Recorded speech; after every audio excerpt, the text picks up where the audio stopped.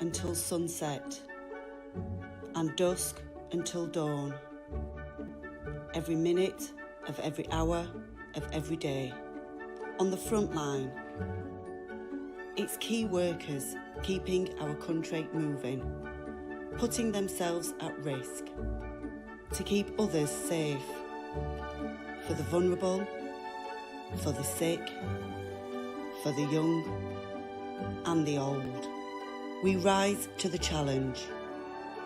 We care, we protect, we help, we fix, we deliver for everyone.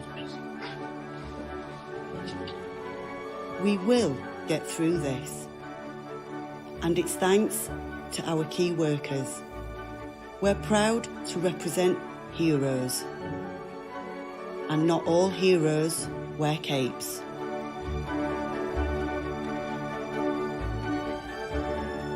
Key workers deserve recognition, protection and support. Get us on your side. Join us today.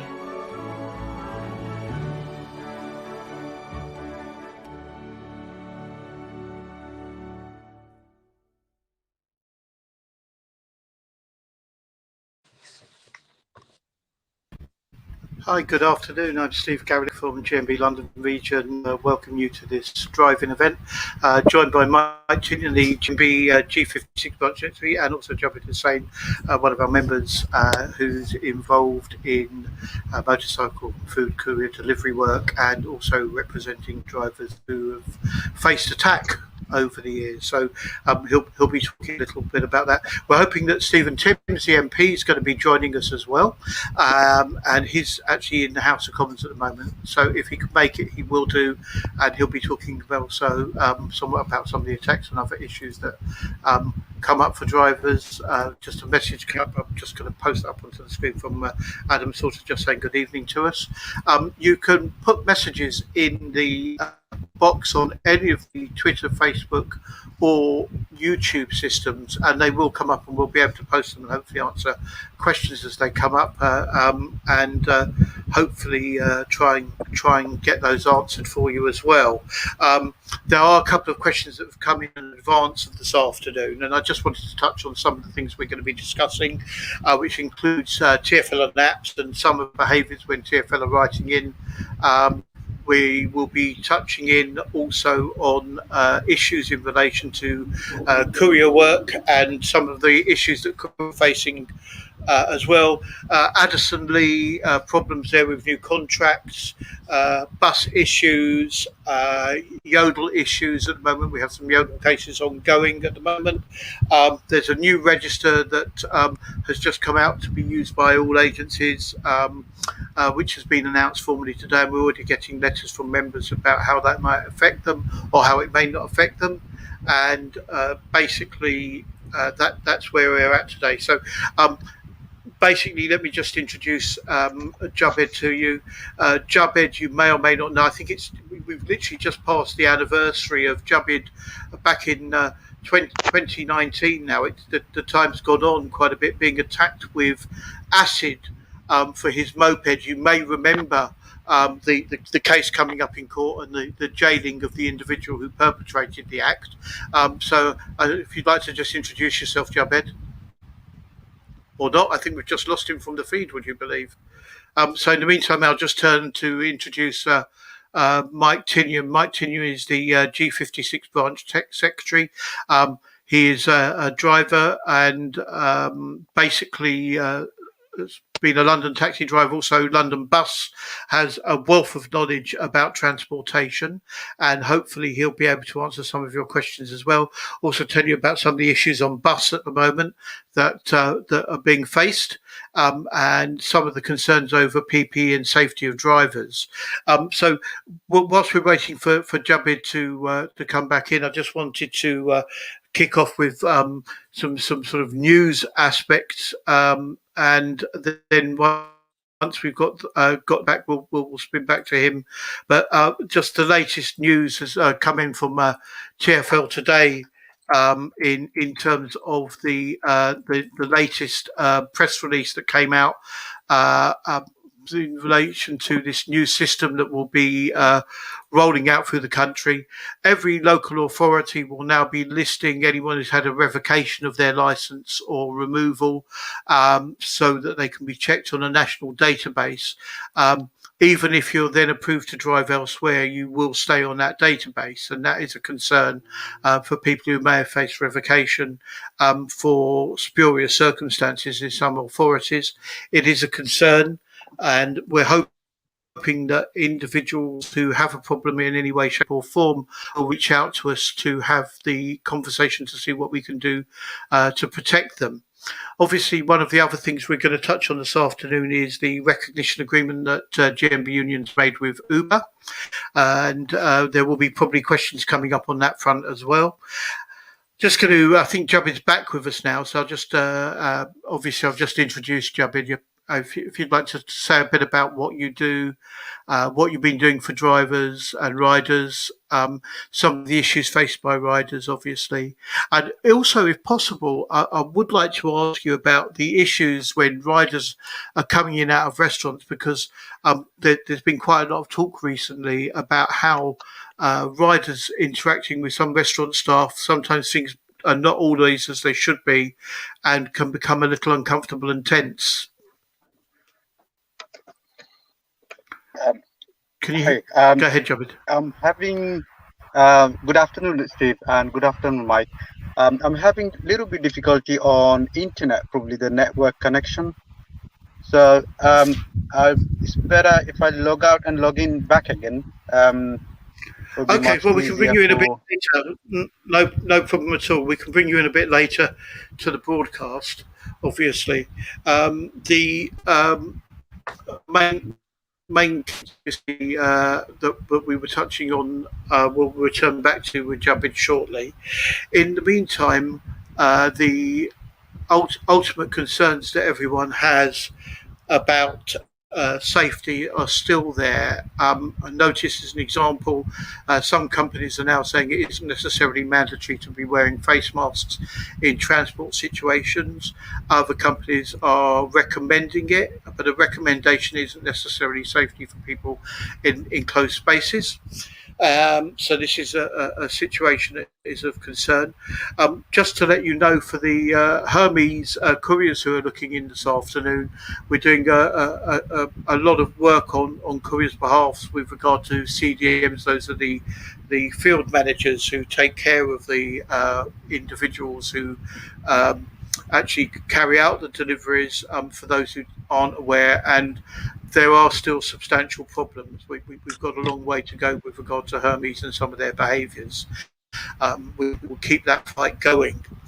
I just wanted to pass over briefly to Mike Tinian, and if he can sort of perhaps give you a little bit more of an update over what's going on with the professional drivers branch, and also what's going on bus-wise and taxi-wise in London. Yeah. Well, I think as we all know that we'll go with taxis first. I mean, taxis, private hire. We are seeing the end, hopefully the end of the worst part of COVID. Coming out the other side, I'm getting reports now.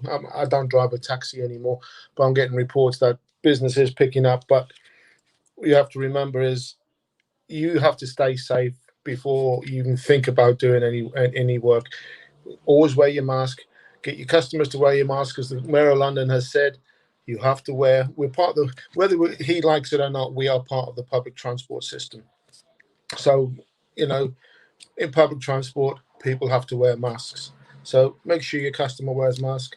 Make sure you wear a mask. I drive a bus for a living.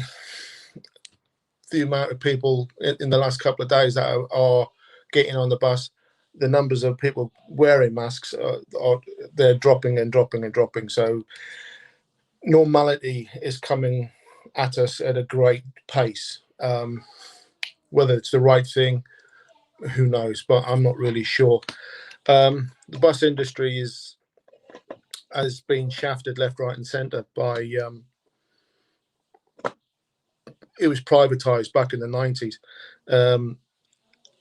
and every company wants more work, less pay, and the way things are going, remote sign-on has reared its head, which basically every driver in London would lose approximately £100 a week on every 5 days that they work, approximately. Just because of the working regulations that they're going to be putting in. We all work in a system where someone else has put their hand in your pocket. There's always somebody who wants something, whether it's legislation or regulation. Everything that we do costs us money to go to work as a taxi driver, as a courier, everything, insurances go up and that sort of thing. But the bus industry is at a level now where it's either going to implode or I don't know what's going to happen, because the apathy, I've seen the apathy right through the taxi trade and right through the private hire trade. The apathy within the bus industry is at about 99%, and people have had enough now. So hopefully things will change. The thing that I'd like to have a look at later on is the tube situation, where if a company loses a bus route, if you're rostered or rotated onto that particular bus route, you have to move to a different garage with that bus route.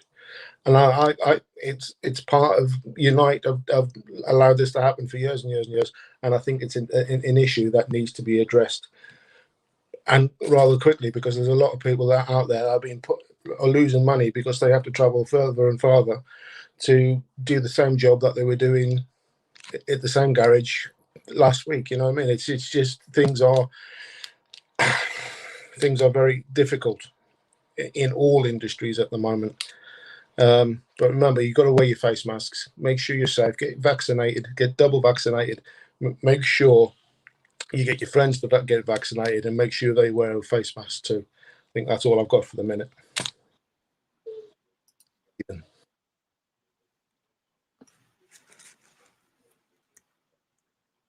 Thanks, Mike. Sorry, my mic was muted.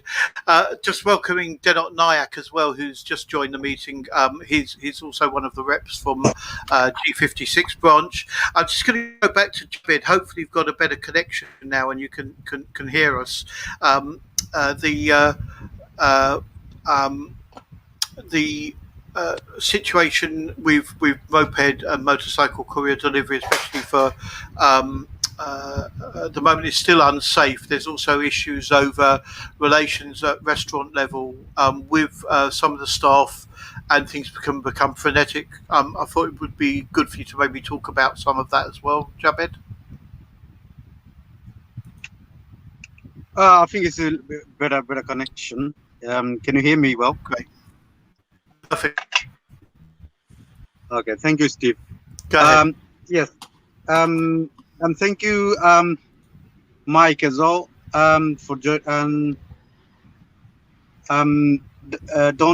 as well. Nice to see you again. The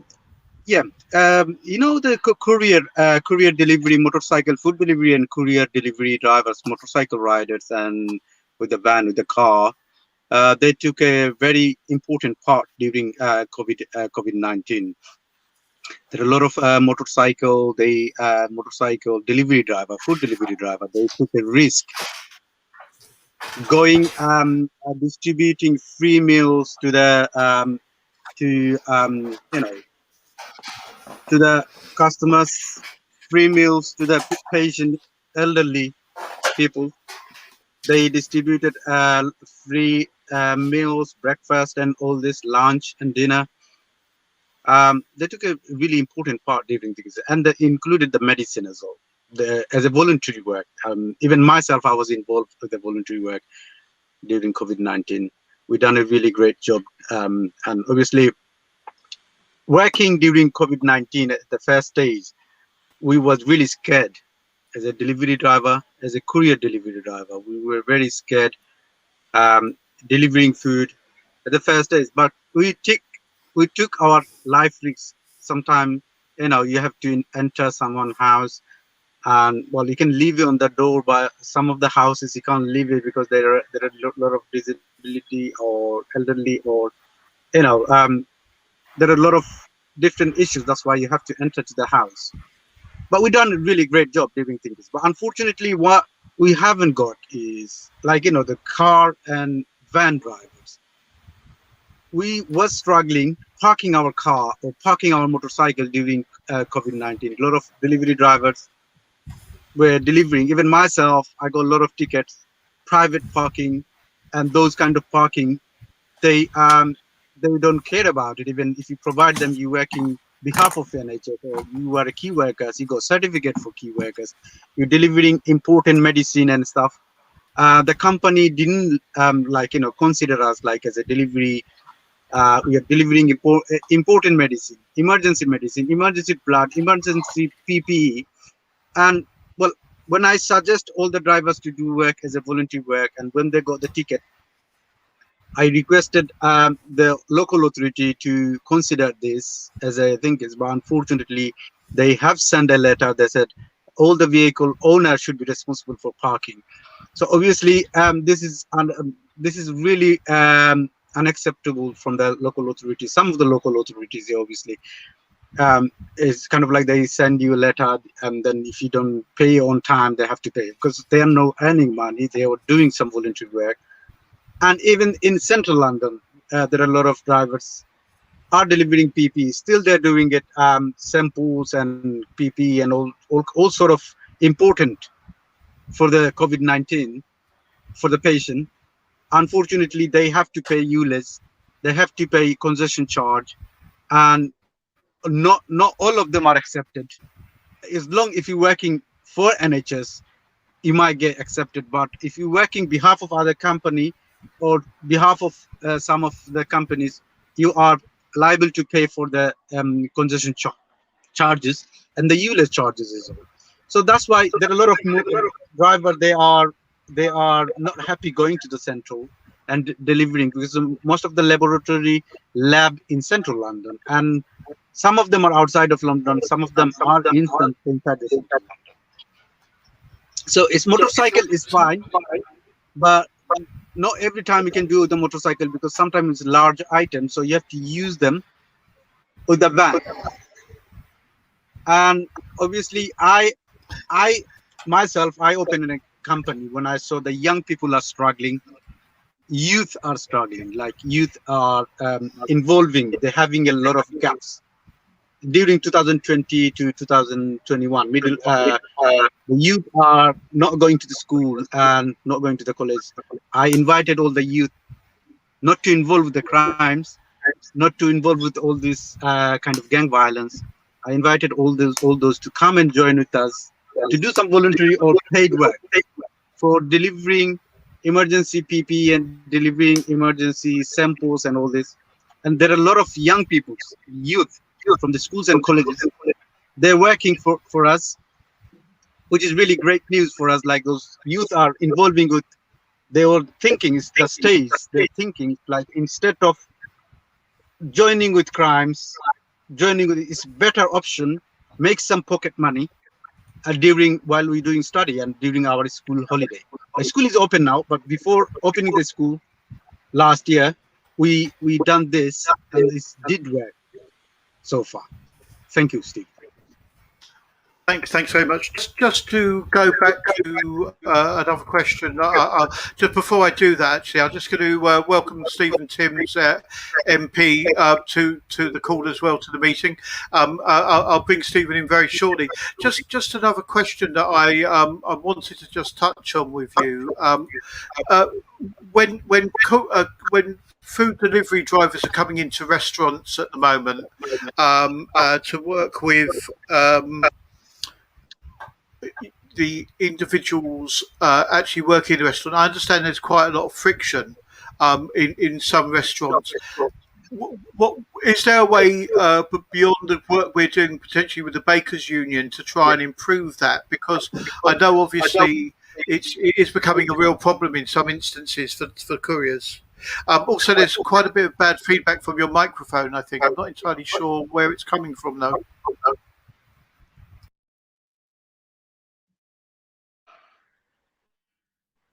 Okay, Steve. Thank you, Mr. Stephen Timms, for joining today. One of our guardian for we got a lot of support from Mr. Stephen Timms during our attack and motorcycle and all those kind of crimes. Well, I'm going to go back to Steve's question actually. Yes, we was struggling, even we are still struggling during delivery. That a lot of restaurants behavior, a lot of restaurants are ignored giving drivers a space, or ignore using drivers using their toilets facilities, and all lot of different issues with the thing is they are keeping drivers away from the restaurants. They have to stay outside even the raining or cold, or summertime is all right, but especially on winter time a lot of driver was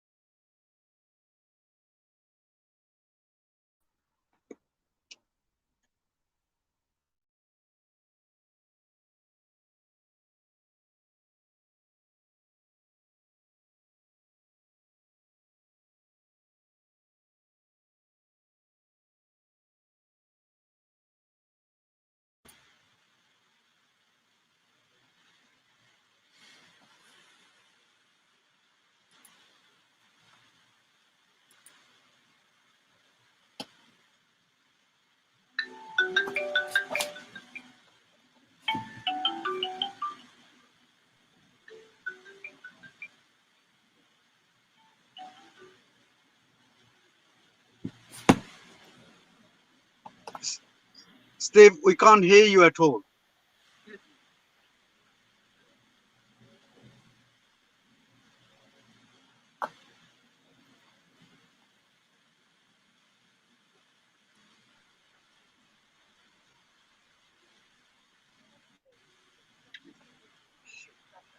I wonder whether I could just say a word. Yeah, so thank you, Steve. So, and I've realised I've been muted on my headphone as well, just for good measure. So I was trying to talk to you to introduce you. This is Stephen Timms. Please go ahead. Thank you. Thank you, Steve, very much. Thanks for inviting me, and thank you to Jaybird as well for telling me this event was taking place. I'm very pleased to take part. I'm sorry I was rather late turning up. But I really just wanted to make the point how warmly I welcome and applaud the work that GMB is doing with the drivers at the moment. I think the agreement that the GMB has reached with Uber is really quite a historic breakthrough. And of course, we don't quite know how it's going to work out yet. We'll find out, no doubt, over the next few months. But I have been talking to Uber as well as to Steve and his colleagues at GMB, and the people I'm talking to there are giving me the impression they are taking it very seriously. They really want it to be a success. They recognise that they've got to change their ways, and they think that working with the union is a good way to do that, and they're committed to it. So let's hope that they live up to those promises. I think it really could be a very, very important development, and I hope we're going to see the other apps and the other organisations going down the same road, and that we can look forward to a much better deal for the drivers in the future as a result. And of course, we're talking about a very large number of people now who are working in this employment. And so if we can bring about a significant improvement in their terms, as the agreement between GMB and Uber holds out the prospect of, then we'll have done something really, really valuable. And so I think this is a great opportunity to catch up and exchange news, and for everybody to hear what's going on. I really welcome it. And if there's anything I can do to promote the interests of the drivers, to work with the drivers and the union to try and get other people in the right place, anything I can do to help, I'll be really glad to. And thanks again for inviting me to be with you this afternoon. Stephen, thanks so much. I'm sorry, I was asking to bring you in before, and I didn't realise my microphone was muted. All the gremlins you could want on a broadcast.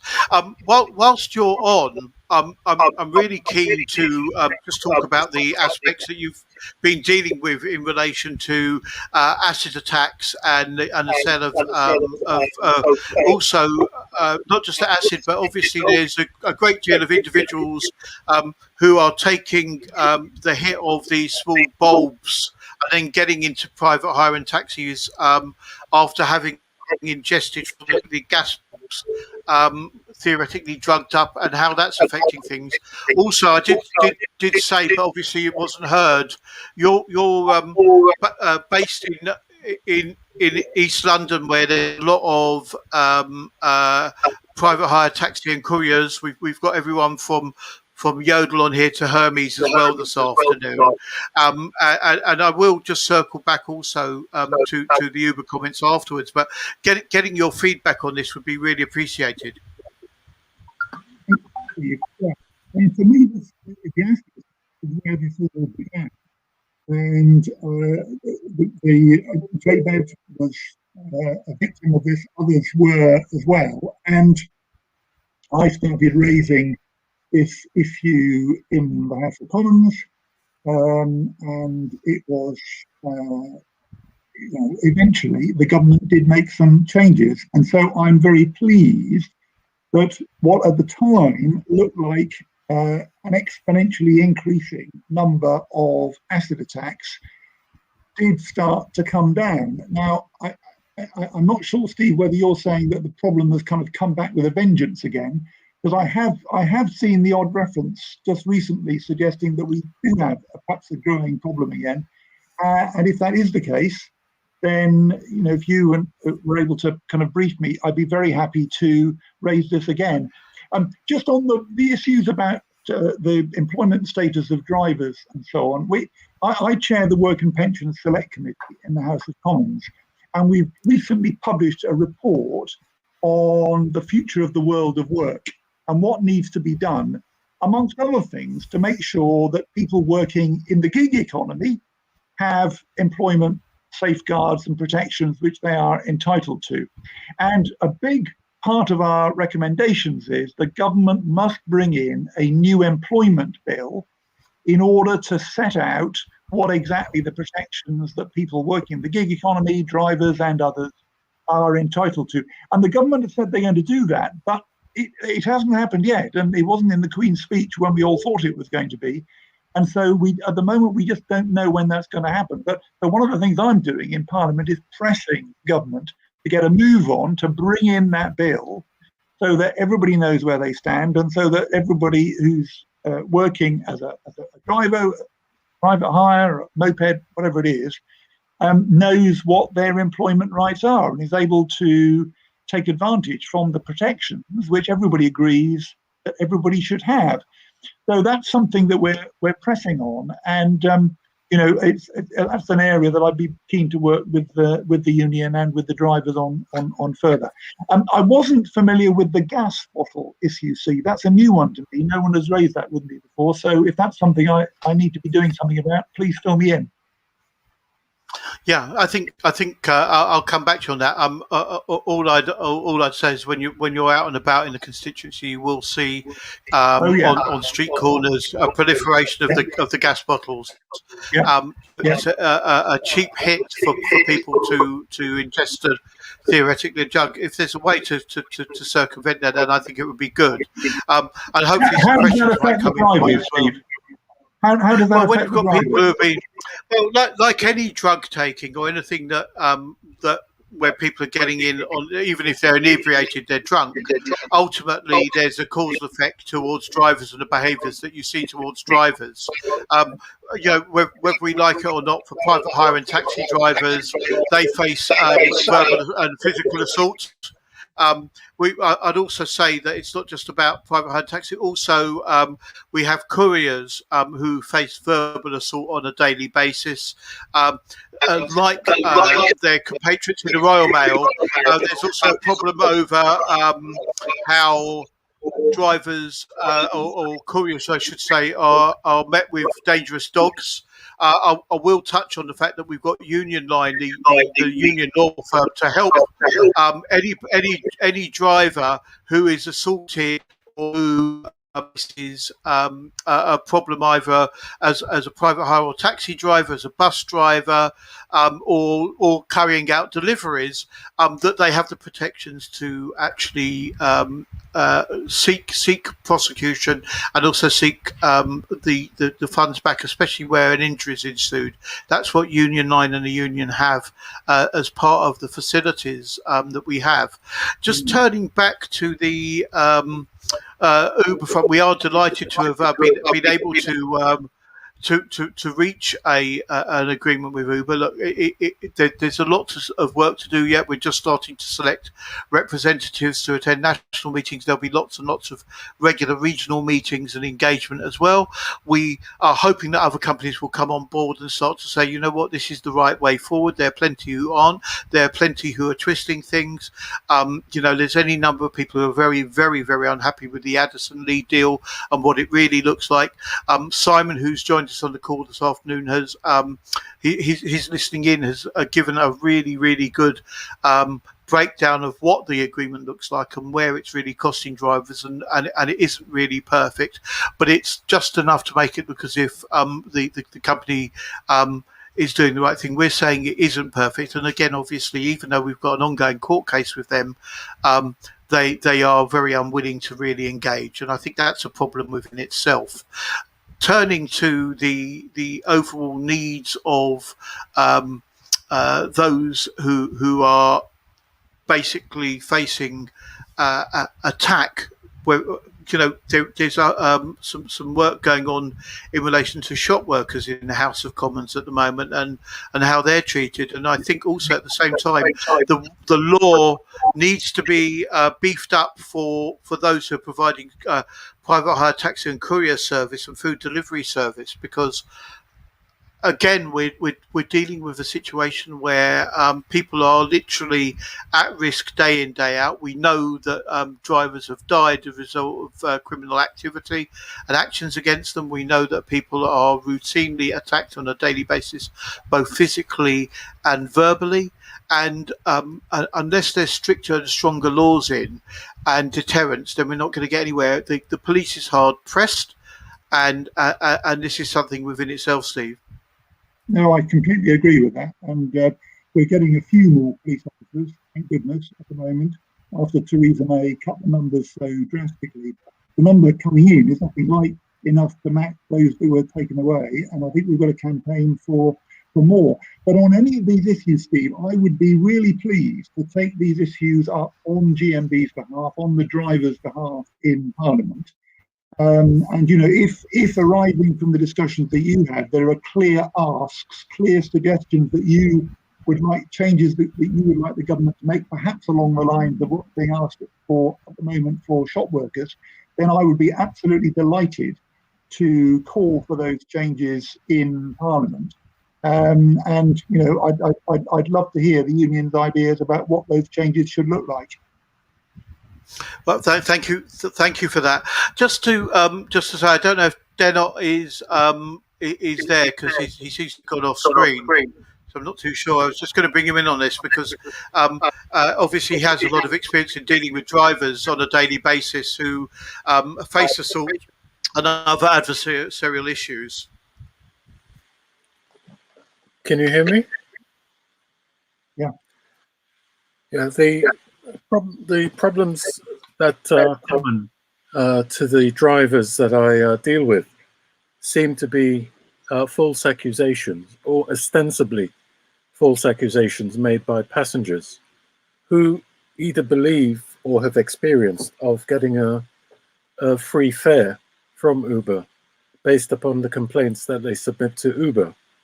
And these complaints have a very, very deleterious effect on them, because what then happens is that Uber passes the complaints on to the relevant authorities, in this case, TfL, who then seem to take it as read that the complaints are valid. Now, I'm not that young that I believe everything everyone says.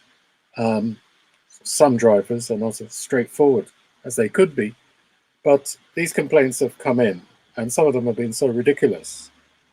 So a few years ago, I had a complaint from a driver who had been accused of not allowing the passenger to play music in his car. And Uber had advised the passenger to complain to the police, and the passengers had complained to the police. This created no end of problems. I mean, the police have got better things to do. So the system of complaints and how they're dealt with, I think, is an easy one to solve. However, it will require resources being put in by Uber. So I don't know if there's anything that can be done in the way of, when you look at the regulations again, asking for the authorities that regulate the trade to ensure that the various operators have the systems in place that will properly filter complaints. That is a broad issue I face. I think what I'd say, that sounds like a very good issue. In fact, I was talking to one of my constituents over the weekend in exactly this position. He was there was a complaint against him, I think, a couple of years ago, and Uber kicked him off the platform as a result. He wasn't too worried because he then just carried on working for the other platforms. But now Uber seems to have passed the complaint onto TfL, and TfL is saying, well, we're going to kick you off entirely. And then, if that happens, he won't have a livelihood anymore. So if you've got some worked out ideas about what should be changed, I guess on the part of TfL in this case, what they should do in these cases, because, obviously if there is a problem and if a passenger has a legitimate complaint, then something ought to be done. But if we can come up with a mechanism to give the drivers a bit of protection, to allow them to appeal when a complaint is unfounded, then I agree that's something we ought to take forward. And I'd be very keen to see some proposals along those lines. I'd be glad to take them forward. Okay, can I come back and say, well, I'll refer... Sorry, Steve, I'll just answer that point. I'll defer to my experienced colleagues, namely Steve, Mike, and Simon. My understanding is that the hackney carriage trade has a better mechanism for dealing with complaints made against drivers. And rather than reinventing the wheel, maybe that can just be applied by TfL. But I'll come back to you. I've made a note. Thank you, Dennis. If somebody can just explain how it's different for hackney carriage drivers and therefore how it ought to be for private hire drivers, then I'd love to take that up. I'd take that up with the mayor in the first instance and see what we can. Can I quickly on that, Mr. Timms? I was a taxi driver, a bus driver. Taxi driver complaints are dealt with by TfL themselves.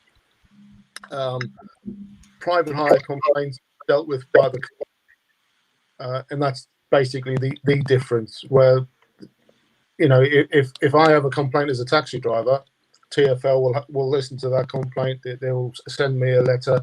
I will respond, and it'll go back and forwards like that. But private hire don't have that luxury. It goes straight to say, we'll talk about Uber because we're dealing with Uber.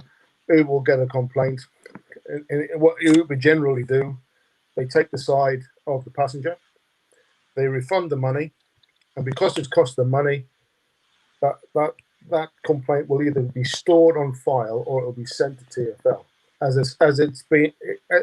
though it's been investigated, and generally they're not.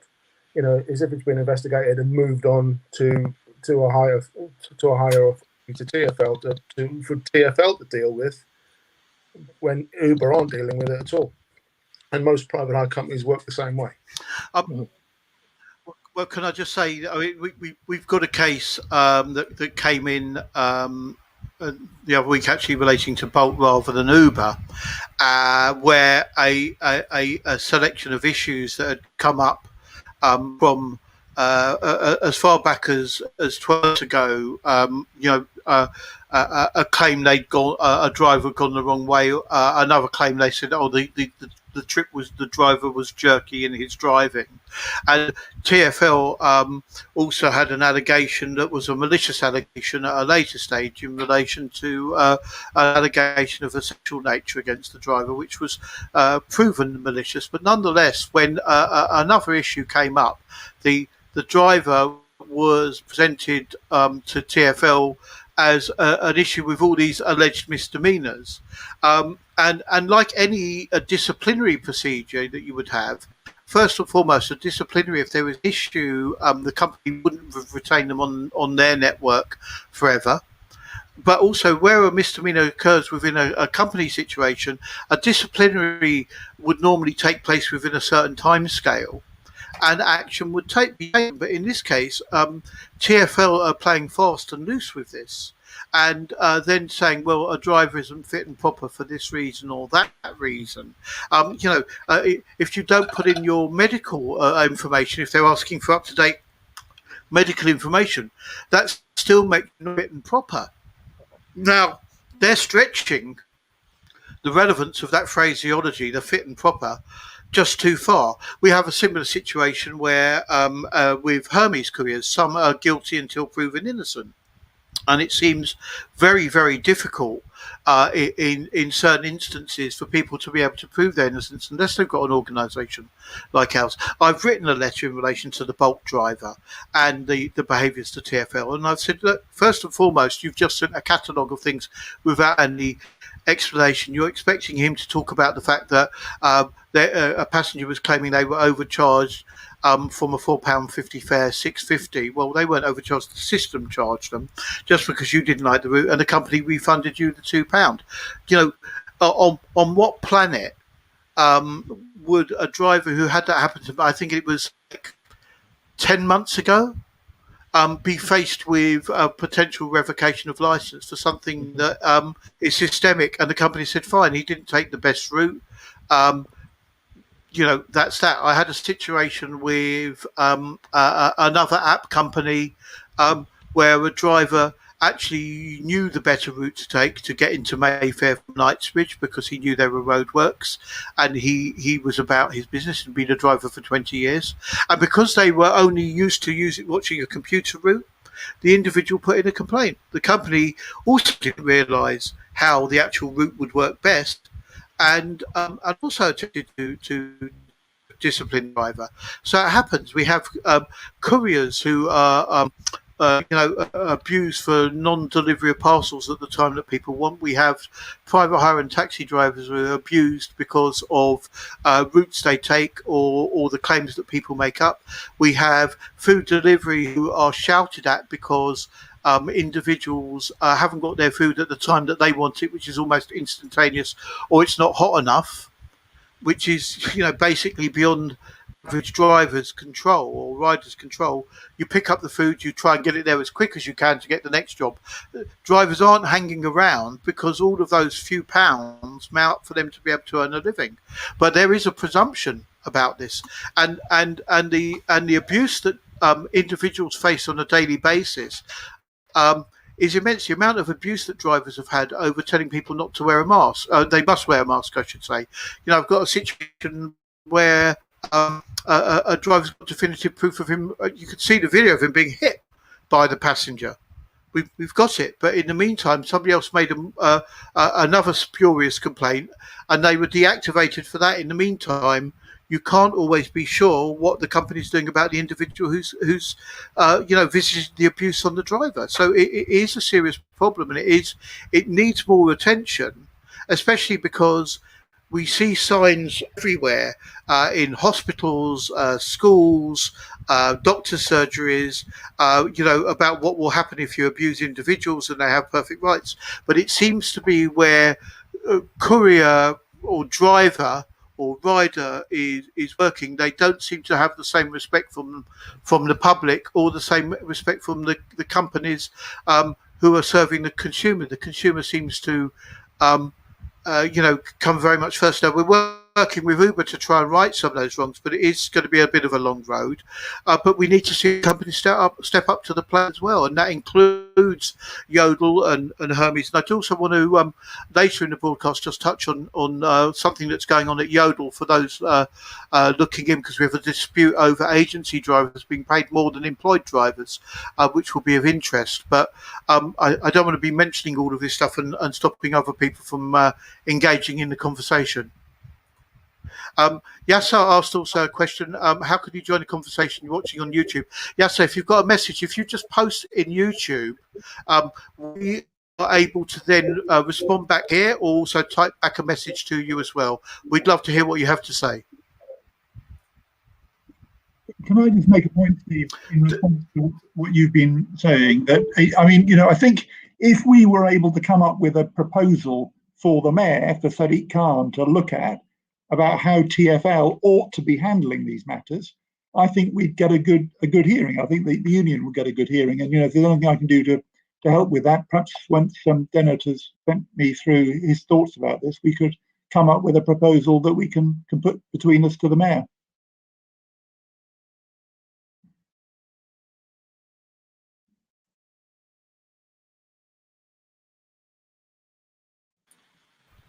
Denot, do you just want to chime back in? I don't know if you... Yeah, I've come back in. I've just missed what you said, Steve, because you seem to be on mute also. Yes, I think we don't want to create a burdensome system, but one that is fair, one that can allow bad drivers to be kicked off, drivers who are dangerous, who may be putting the passengers in fear, or drivers who are just not good enough at driving. But there are drivers who, from what I've seen and from what I've seen across the piece, a passenger makes a complaint and that's it. I don't think that currently Uber has the capacity to deal with the variabilities of complaints, because that requires people listening and so on.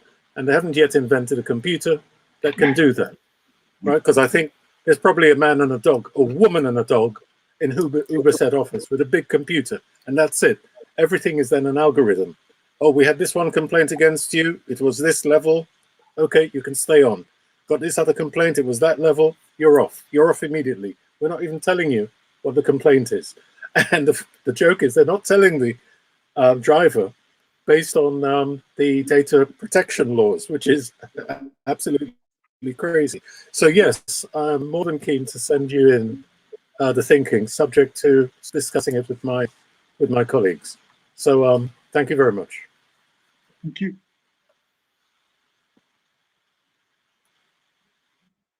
Sorry, thanks for that. The reason I'm muted is because there seems to be some feedback from Stephen Tim's microphone onto mine. So I've been trying to mute myself where possible to make sure that everyone can hear clearly.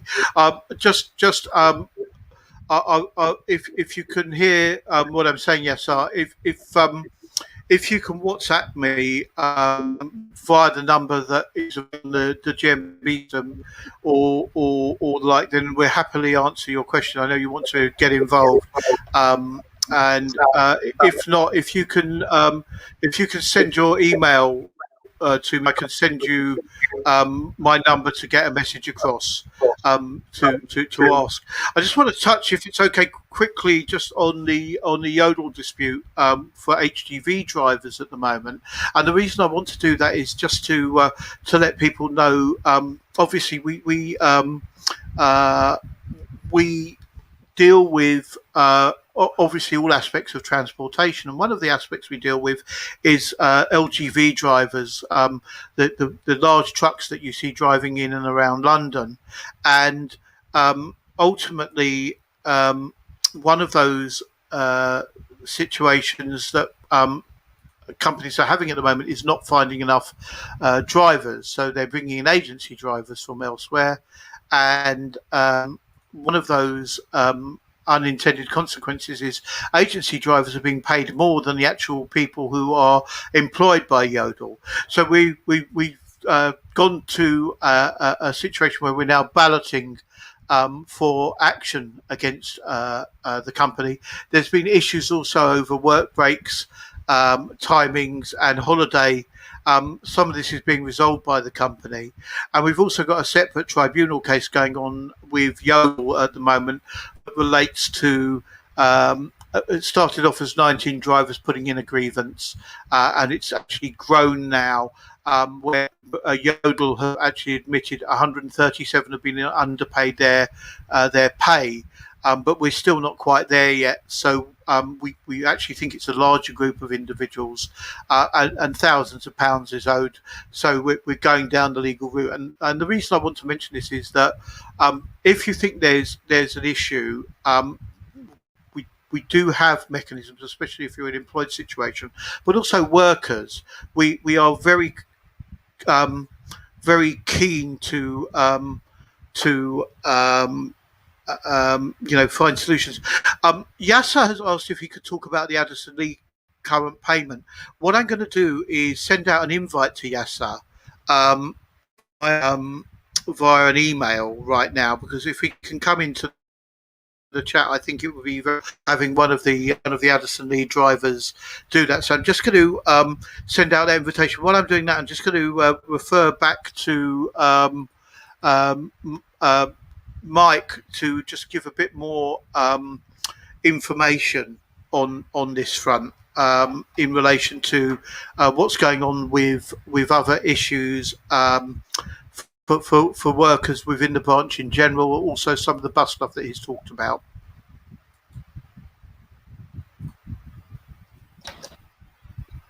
Right. Okay. Well, the G56, the branch itself is obviously with the Uber numbers is swelling quite happily. Obviously, the workload is increasing along with that. And I think, as I said earlier, I think all the problems that we seem to have at the moment are COVID restricted based. We have all these. It's like an oppressive. COVID has turned into this oppressive regime that won't let us do what we want to do. But as we come out of that, hopefully we'll find a level plane. As I said earlier, that I think work levels are going up. I'm hearing especially from the taxi side. Some of the friends I used to know, work is going up, and hopefully we can start paying our bills again, because we are struggling along those lines. The G56, if you want to become a rep, I'm quite happy to take you on as a representative, because at the moment there's me and Dennis. And that's about all we've got at the minute. We don't have a chair, branch chairman. He resigned back in 2019, and then COVID hit, and then everything else hit, and obviously we've been muddling along ever since. So we need to build. We need to build from within. Hopefully we can fight our way through this and come out the other side looking better than we did when we started. The bus industry. We haven't got time to deal with the bus industry. We are there are so many issues that should have been dealt with 20 years ago. and still haven't been. I think, my opinion, all bus drivers should be salaried. They shouldn't have to work on an hourly rate. They work too long hours. They don't get enough rest. They don't have toilets at the end of their. My particular bus route is the 314 at the moment. I go from New Addington to Eltham Station. In New Addington, there are no toilets, so I've got to wait it's 13.5 miles across London to get to the end of my journey. So I've got to wait 13.5 miles, an hour and 20 minutes, there or thereabouts, before I can use the toilet again. What can I say? Mike, just to interrupt you, I'm really sorry. I know Stephen's got to go in just a second. So I just wanted to say a big thank you and a goodbye to Stephen, and hopefully you can join us on the next event. And also, I just want to put up a message that's kindly come from Ed Cross as well. About what Hermes have the work that Hermes have been doing with GMB about COVID. Ed is our national lead rep for Hermes, and a very welcome addition to the broadcast today. So let me just let Steve say a quick goodbye, because I know he's got to get on to another meeting. And thank you for taking time out of your parliamentary day to be with us. Thank you very much for inviting me, Steve. Very pleased to be here, and I'd love to come next time if you can let me know when the broadcast is planned. And let's, in the meantime, take forward some of these ideas for pressing the mayor, pressing the government to make the changes that we need. Thank you all very much. Thank you. Thank you, Jay. We have a thanks to Stephen so much. We have an extra guest with us, Yasser, who's going to speak a little bit about the situation with Addison. It's all a bit impromptu, so welcome, Yasser. Please go ahead. Steve, it's echoing. I am hearing twice. Now is okay.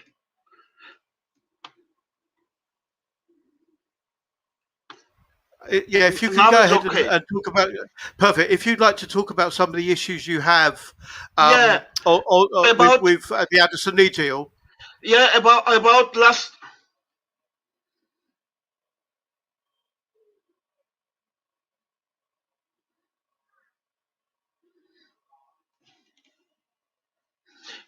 Yeah, I would like to talk about Addison Lee's last payment system. It's yeah, I am hearing myself. Yes, that I can't do anything about. We're all muted. It might be your system, perhaps. Well, I am doing something wrong. We can hear you. I tell you what, we can hear you. Maybe take out the headphones while you're talking, and then just tell us. I can't hear if I take. No, but we can hear you talking. Yeah. So you go ahead and tell and then it's put about back in the after. Payment. Additionally, they started 3 weeks ago a new payment system, which is they used to cut 20% of credit card and cash jobs, and now they started new system. The reason is they wanna pay us the holiday money. Because of that, now the cuts are going up to 70% of cash and credit card payments. So they are taking enormous of money from us to pay us the holiday money. So we are twice. Twice they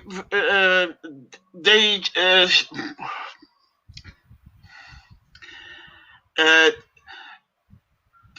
we pay twice for the holiday money, so it's not fair. It's really not fair. I don't know, Steve, whether anybody told you this thing to you, or are you hearing from me first? No. Yes, I could actually tell you that we're hearing it. We're hearing from many. So we know obviously a letter's just got out also from Lee Day to the litigants that we've got ongoing in relation to the existing case. Just Yasser, before I continue, I know Mike Tinyon's got to leave to go on to another meeting, so I just wanted to thank him for joining us today. And hopefully he'll see you on the next event. We're just getting back to normal, so hopefully we'll have that branch president back in place. Now we're starting to be able to have meetings again as well, which will alleviate some of the extra pressures. But we had to do things democratically. We can't just do it over online. Going back to what you're saying, Yasser, ultimately, Steve, there's a lot to fix. Yes, go ahead. Can I phone you? Can I phone you to talk about that? Absolutely. You have my number on the email. Give me a buzz tomorrow. Yeah. Obviously, we want to do a lot of work. I'm just putting up a message from Simon Rush. That the 8.1 of the contract is something that Simon had also noticed, that it does allow you to refuse a job without issue. However, there's no decline button. You actually have to call control. Now, that is an element of control in itself. Is this contract? I mean, the contract's been decided by Addison Lee, and Addison Lee. No discussion with anyone else. It's been imposed. And frankly, that's a question within itself. The fact that the amount of money being paid is reduced down to riders from the mileage concerned, and how that's done, the card payments, the cash payments, and everything else.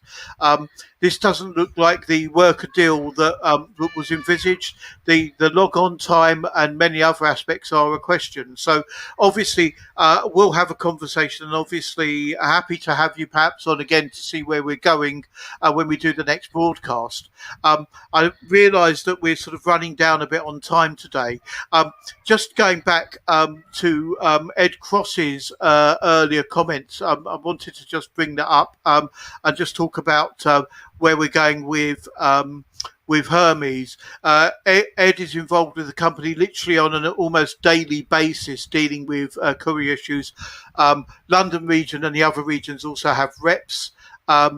If you want to be a rep for any of the aspects that we cover as a union, be it an Addison Lee rep, a Hermes contact, an Uber contact, a contact at any of the major private hire companies or Yodel, then we'd love to have you on board, and we can give all the requisite training that's required. Ultimately, we've done a lot in relation to Hermes to create protections for couriers during the COVID pandemic. As you will well know, one of the biggest problems is that private hire, food delivery and couriers and bus drivers are all theoretically super spreaders. They come into a lot of contact with a lot of different people. When you've got a situation like that, risks have to be managed. Ed, the team, Mick Ricks and many others have done all they can to make sure that the protections are there. Sometimes the company hasn't always got it right, and on those occasions we've done what we're supposed to do as a union and protect. And that is no different when it comes down to the work that we're doing for riders and drivers on various platforms. The problem is that with the amount of individuals who aren't aware that they have rights, and they have rights to protection. And, GMB is one of many unions who are opting to give protections and want to do their very best. So we can only work with members coming back to us and telling us about problems or issues, or seeking solutions. So having those extra contacts in workplaces or reps is highly important. They're not, I know it's off screen at the moment, but probably is inundated on an average day with a goodly size of individuals coming with issues. Obviously, lots comes across my desk as well. For those on networks such as Bolt and Uber, we have forms that you can use to fill in, to put forward requests, which we forward onto the company. Uber is still in its infancy, and it's still taking a bit of time for things to get up to speed. They're learning us, we're learning them, but I'm hoping that everything will start to hum within time. Although Ed isn't on today's call, I might have him on the next one just to explain how well the system works with Hermes for interaction with management. The key here is that having a union behind you will give you protections. Having individuals who are going to be able to act on your behalf when you're sitting behind the wheel will ease the pressure on you to get solutions. So you've got a third party there. There's another message that's just come up from Ed. Look, the GMB have worked non-stop to protect our members. He's kindly said I've been part of that hard work, but to be honest with you, unions are run by members. We're just here to sort of be roadmark, I suppose a roadmap to that assistance. So ultimately, it's key.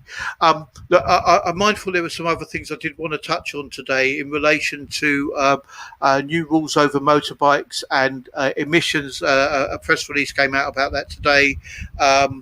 The new register we touched on, obviously TfL and apps, we have touched on this already with Denot's comments as well.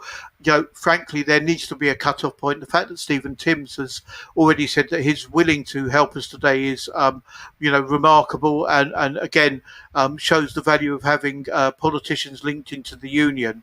I don't know, Yasser, if you would like to just say any last words, and then Denot just before we sign off. Andres, you're very, very welcome, and hopefully we'll. I realise it's a warm day, so take up may not be quite as much as usual today. But we know a lot of people, a really large amount of people, watch after the event as well because they're out driving. So we might do an event on a Sunday instead next time, so we can try and reach more people. Yasser, if you have any other comments, because obviously you're out there on the street, I'm just going to unmute you. I would like to talk about that additional issue, plus another one, the new payment, SSER, there is now, the government is coming with a new, payment type. Is there within the GMB, is there somebody we could ask him or her, about this, about these payments, how we should do, and so, because they are coming saying, we should report every earnings and so turnover and so. Is there anybody to we could ask her or him within the GMB?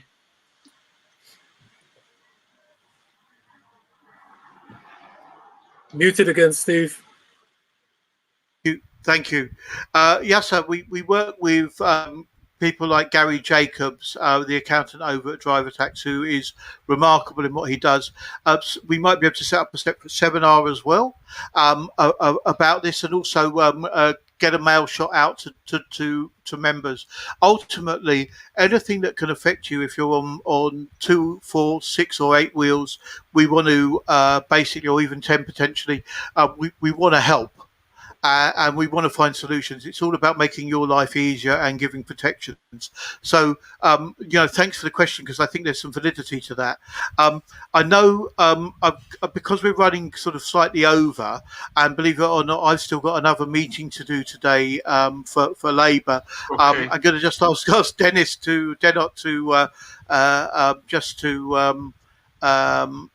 pass out a final message as well, and then we'll let you get back to your evening and clear off, as it were, or we'll clear off.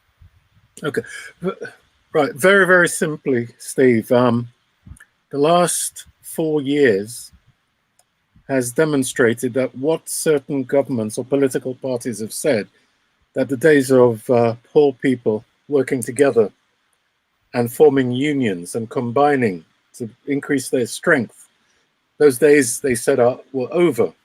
I think we've clearly demonstrated, as Stephen Timms MP has said, the work that the GMB have done in relation to the Uber case that went all the way up to the Supreme Court is historic. It's phenomenal.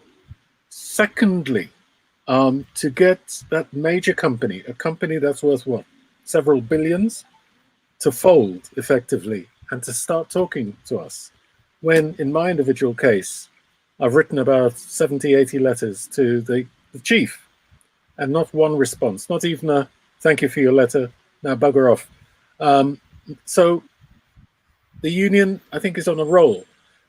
What I'm fearful of is that we really need to get ourselves together, because they're not going to rest.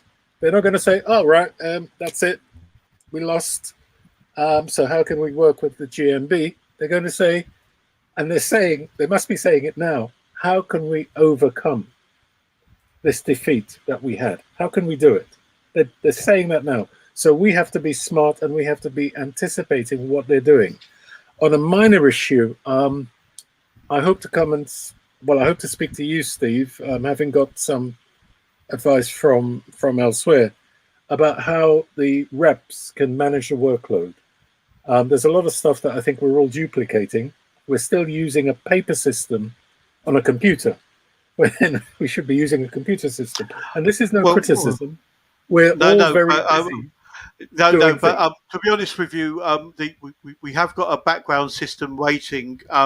The issue is making sure we cover off on with GDPR. So trust me, that's an offline conversation. But but nonetheless, we're hoping two things we're doing there is going to be, as an example, some hubs. We've already got a Hermes hub as an example, where people can go on. There's a notice board for that. There will be one coming for Uber and other companies along the way, and a new website actually for G56 branch members as well.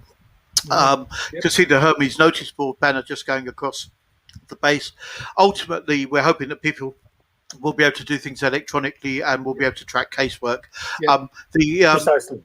The system is there. It's sitting on a server at the moment, but GDPR is, again, the issue. It's how we hand over drivers' information to a third party, what we do with that, which is why we've gone on a temporary paper form for this in the meantime.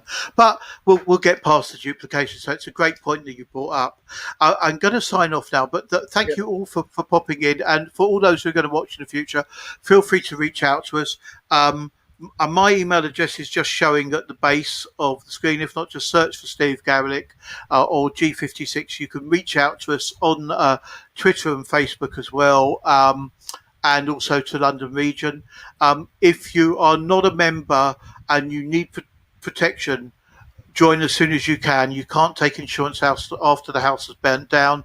Having the protections in place will give you everything that you need and give you the right to have that protection.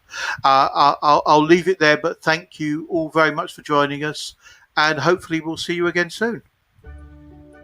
From sunrise until sunset, and dusk until dawn, every minute of every hour of every day.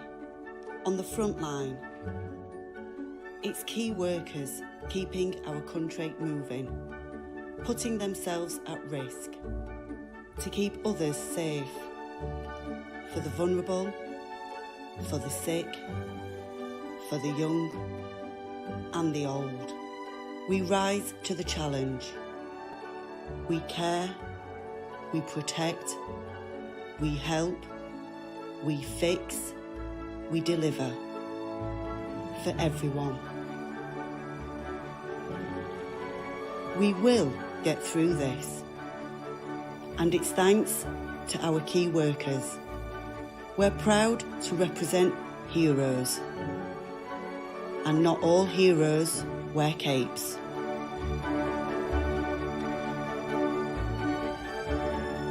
Key workers deserve recognition, protection and support. Get us on your side. Join us today.